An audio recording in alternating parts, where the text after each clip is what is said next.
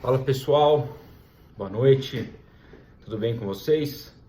Bom, eu tô voltando aqui agora no canal do YouTube, né, no Instante Juris, porque a gente tá com uns projetos novos aí, a gente tá mudando, tá tentando sair do Instagram para tentar entrar mais aonde de fato se busca o conteúdo jurídico, não é? Não que no Instagram não se busque, não é isso, mas aonde possa ser melhor visualizado a questão das aulas, a questão dos institutos jurídicos em si, não é?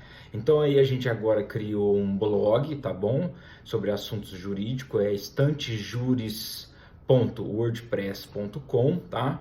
E a gente coloca lá algumas questões interessantes, concursos, jurisprudências comentadas e também prova comentada, tá bom? Então quem tiver interesse, entra lá no blog, que tem muitos assuntos jurídicos que estão em voga no concurso e também no nosso dia a dia, tá certo? O motivo da gente estar gravando esse vídeo hoje é porque nós vamos começar a colocar lá no YouTube, no canal do YouTube, alguns vídeos aula sobre temas específicos, vídeos curtos com temas que são interessantes para concurso e que você pode se deparar com ele numa prova subjetiva ou até numa prova objetiva. E aí vai ter que enfrentar essa questão lá, fazendo uma dissertação e abordando os principais julgados do STJ. Então o tema escolhido hoje é bem de família, tá bom? Então a gente vai falar sobre o bem de família, algumas questões interessantes que estão hoje surgindo na jurisprudência e modificando um pouco aquilo que a gente entendia sobre o bem de família, tá certo? Então a gente já começa falando assim, o que é o bem de família? E se você for lá na lei do bem de família, na 8009/90, você vai encontrar um conceito de que é o bem que é utilizado pela família para a sua moradia, tá bom? É um conceito bem simples que tem lá na lei, tá? E aí você já se depara com uma seguinte indagação. Qual é a diferença entre um bem de família voluntário e um bem de família involuntário? Tá? Porque muitas vezes a doutrina e até os julgados aí utilizam essa expressão. E você vai precisar fazer essa diferenciação para mostrar que você realmente domina os institutos. Então tá. O bem de família voluntário é aquele bem de família previsto lá no direito de família. É o bem de família voluntário. Por que ele fala voluntário? Porque sou eu mesmo que vou escolher qual é o bem considerado como de família. Tá certo? Então essa já é a primeira característica. Eu mesmo escolho qual bem vai ser considerado bem de família para a hipótese de uma eventual penhora, não é? Então tá lá no artigo 1711 do Código Civil, e aí lembrando que é uma questãozinha que pega muita gente na prova, que eu só posso colocar como bem de família voluntário 1/3 do meu patrimônio líquido, tá? Não é bruto, é líquido, é só 1/3 do meu patrimônio líquido, tá bom? Esse é o bem de família voluntário. E aí, por exclusão, você chega à conclusão de que o bem de família involuntário é aquele em que você não escolhe. Quem escolhe por você é o legislador. Então, ele é aquele que está previsto que na lei do bem de família 8009/90. Essa lei é muito conhecida porque o artigo 3º traz o quê? As exceções à possibilidade de penhora do bem de família. Então é a impenhorabilidade do bem de família e as exceções que permitem a penhora do bem de família lá no artigo 3º. E nós vamos tratar de algumas questões que envolvem exatamente a possibilidade de se penhorar ou não o bem de família, tá certo? Então bem de família é voluntário lá no Código Civil, bem de família involuntário é o que a lei institui, tá? Devido à real importância do bem de família, já surge uma pergunta que foi feita em concurso, que é o seguinte: é possível eu invocar a proteção do bem de família para uma penhora que ocorreu antes da Lei 8009? Ou seja, lá em 1989, 88 eu era devedor, tive um processo de conhecimento onde houve uma sentença de acertamento. Essa sentença de acertamento me condenou a pagar uma quantia, vamos pensar assim. Houve um processo de execução. No processo de execução, o meu bem de família foi penhorado. Não era bem de família antes, mas naquela época podia penhorar o único bem residencial da família. Penhorou-se esse bem, feita a penhora, surge o quê? a Lei 8.009/90, e aí nasce uma discussão se esse ato processual praticado, ele já se exauriu e não é mais possível aplicar a lei do bem de família. Sabe que essa lei é uma lei o quê? É uma lei de conteúdo material, porque ela protege um bem aí, ó, o bem da vida, né, que é o bem onde você reside, embora possa parecer que ela tem cunho processual porque permite a impenhorabilidade, mas na verdade ela protege um bem em si, então é um bem, é uma lei material. E aí ela não poderia atingir esse ato processual praticado. Mas aí então o STJ falou: não, devido à suma importância do bem de família, é que nós vamos permitir que essa lei retroaja para atingir os atos processuais de penhora praticado antes da entrada da sua vigência, tá certo? Então essa já é a primeiro ponto aí que a gente vai enfrentar de impenhorabilidade. E isso está na súmula 205, é uma súmula antiga do STJ, mas ela ainda está em vigor, então nós temos que obedecê-la, embora em 1990 já passou muito tempo, então nós não vamos se deparar no nosso dia a dia com essa situação.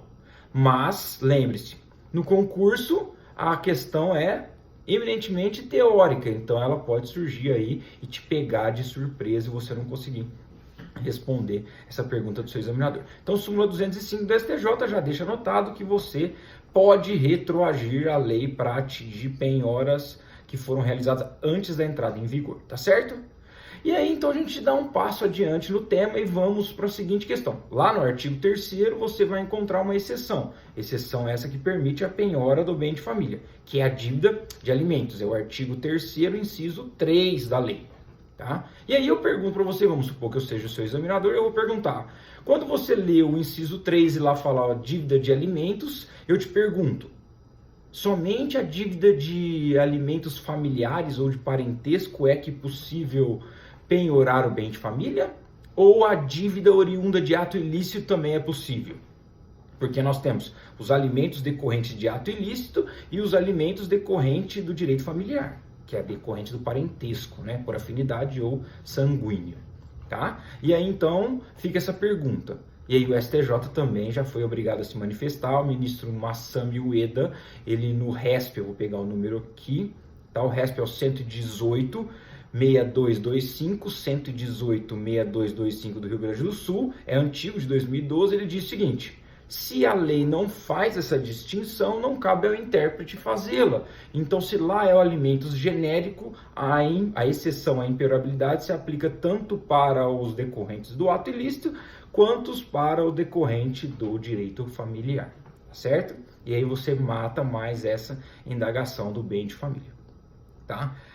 Aí a gente já começa a avançar para os casos das súmulas mais recentes, não é? E aí a gente vê que o direito de família sofreu uma evolução no seu conceito, e o conceito de família evoluiu para abarcar uma gama de famílias, uma gama de situações que são consideradas o quê?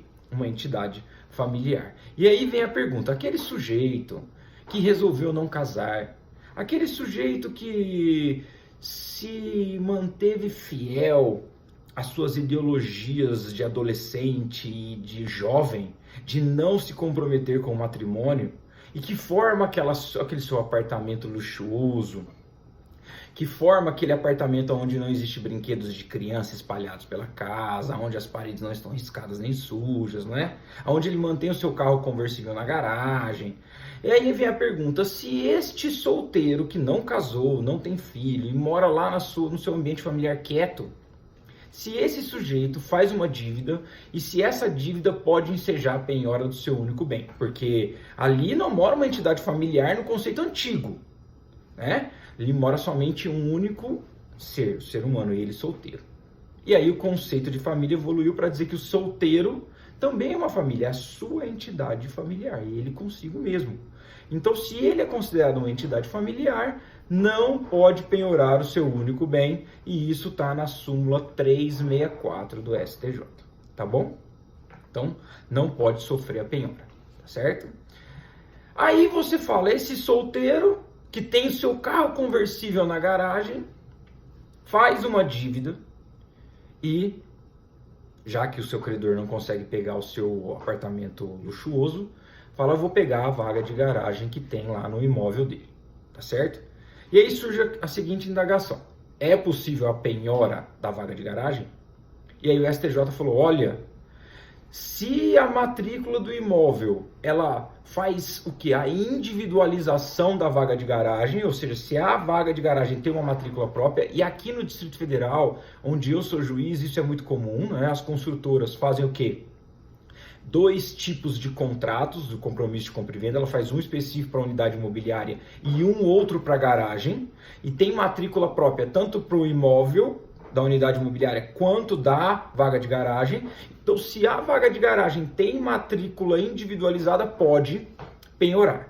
Se a vaga de garagem não tem matrícula própria, ela está embutida na matrícula do imóvel, então ela faz parte do imóvel familiar, então não pode penhorar. Então, se esse apartamento luxuoso do solteiro incorpora na sua matrícula a vaga de garagem, ela faz parte do imóvel como um todo, não tem matrícula individualizada, então não pode penhorar a vaga de garagem. E isso está na súmula 449 do STJ.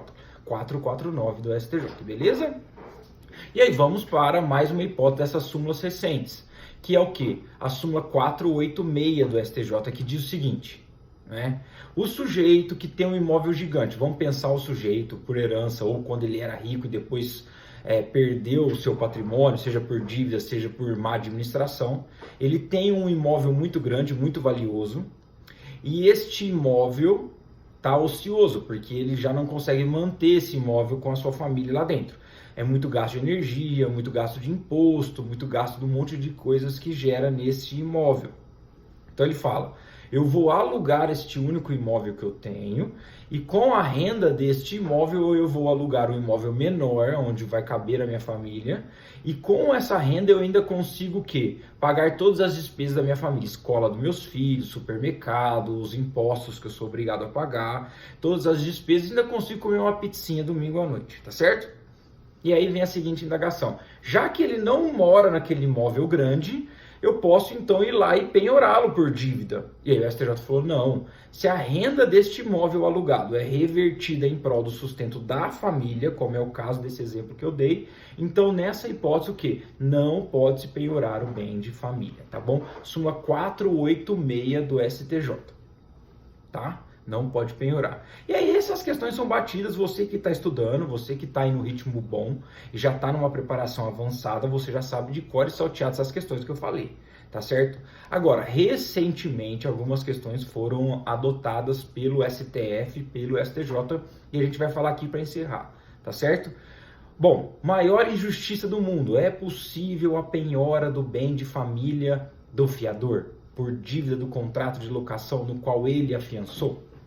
E aí a lei já tem lá à disposição, isso tinha súmula, isso era muito debatido, e é a maior injustiça do mundo. Ou seja, o fiador que tem a sua casa própria, afiança o contrato de locação onde um amigo ou um parente é o devedor, este devedor não paga, e aí então o credor locatário vai em cima do fiador e penhora o seu único bem que ele mora com a família. Pode? Pode.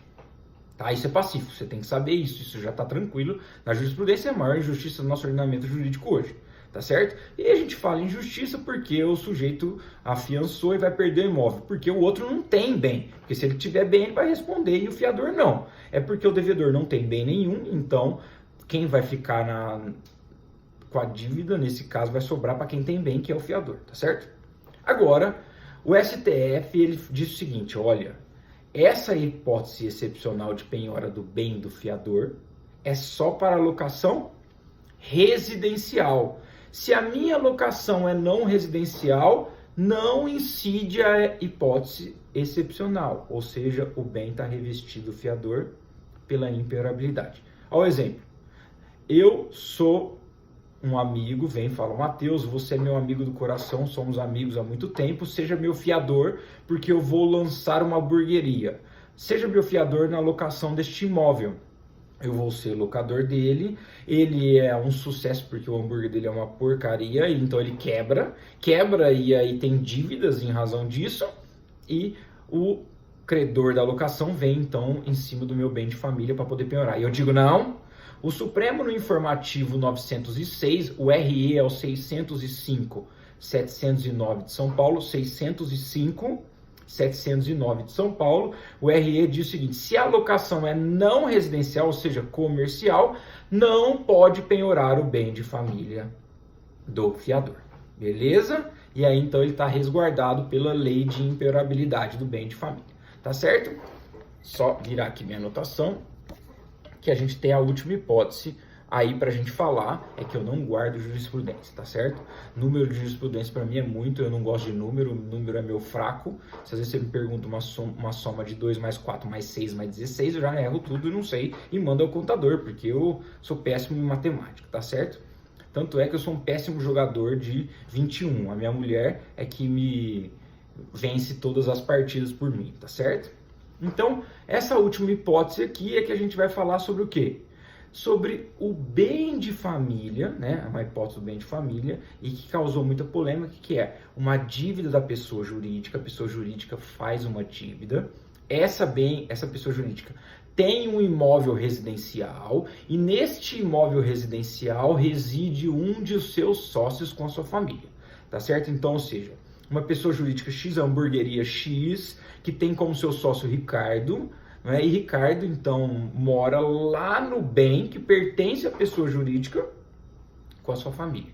Pessoa jurídica tem dívida, o credor vem e fala: opa, pessoa jurídica não tem família, então não pode ter essa restrição da impenhorabilidade do bem de família. Mas o sócio vem com embargo de terceiro e diz: opa, este bem é um bem onde eu resido com a minha família, embora no registro seja propriedade da pessoa jurídica, na verdade este bem é meu, eu resido com a minha família lá, porque foi adquirido aí na confusão patrimonial. A gente vai falar rapidinho disso aí, tá certo? O que o STJ falou? Olha, aqui nós vamos ter um conflito entre o credor, que tem uma dívida, e o devedor, que tem o seu sócio morando com a sua família. E aí diz: a moradia, direito constitucional, núcleo do mínimo existencial e também corolário da dignidade humana, diz que tem que ter uma interpretação ampliativa do bem de família para proteger este sócio. Então, este sócio que reside lá com a sua família vai ter a proteção do bem de família por uma interpretação ampliativa, tá bom? Olha, é claro que aqui essa sociedade ela pode sofrer o quê? Uma desconsideração da personalidade jurídica. Por quê?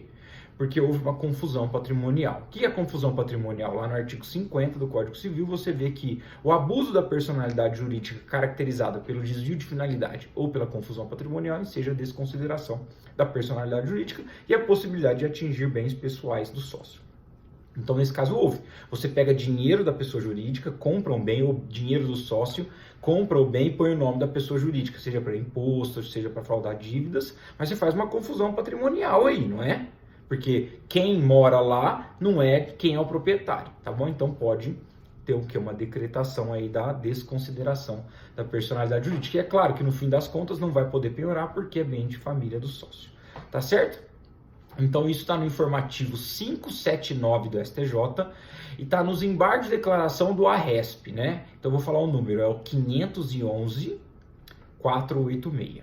511-486, tá certo? Revisãozinha aí da impenhorabilidade do bem de família para você que está aí estudando firme e que está com um tempinho aí. Essa gravação dessa mini aula demorou o quê? 20 minutinhos, tá?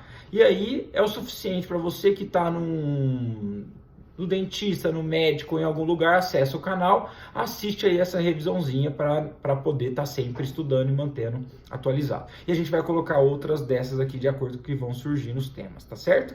Um abraço, pessoal, sucesso aos estudos e não lembra de dar uma passadinha lá no blog instantejures.wordpress.com, tá certo? Um abraço a todos vocês.